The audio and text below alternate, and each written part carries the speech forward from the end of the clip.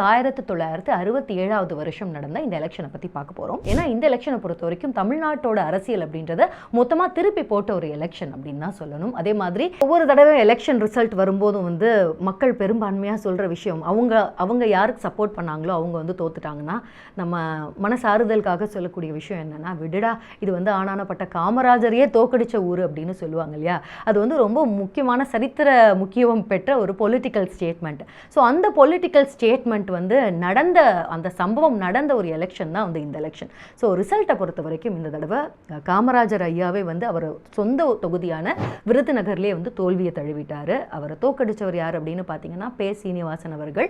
அந்த காலகட்டத்தில் ஹிந்தி மொழி திணிப்புக்கு அதை எதிர்த்து பயங்கரமாக ஆக்டிவாக இருந்தவர். ஸோ இவரால் காமராஜர் ஐயா தோற்கடிக்கப்பட்டார். அது மட்டும் இல்லை, காமராஜர் ஐயா மட்டும் கிடையாது, காங்கிரஸுமே அந்த எலெக்ஷனில் பயங்கரமான தோல்வியை சந்திச்சிருந்தாங்க. வெறும் 51 இடங்களில் மட்டும்தான் அவங்களால ஜெயிக்க முடிஞ்சது. வேற திமுக மிகப்பெரிய ஒரு வெற்றி பெற்றிருந்தாங்க. 137 இடங்களில் திமுக ஒரு சரித்திர வெற்றியை பதிவு செஞ்சாங்க. முக்கியமாக இந்த தடவை சட்டமன்றத்துக்கு போனவங்க நெடுஞ்செழியன் அவர்கள், மு கருணாநிதி அவர்கள், அதுக்கப்புறம் எம்ஜிஆர் அவர்கள், அப்புறம் சீபா ஆதித்தனார், அப்புறம் மாப்போசி ஐயா, இவங்க எல்லாருமே சட்டமன்றத்துக்கு போனாங்க.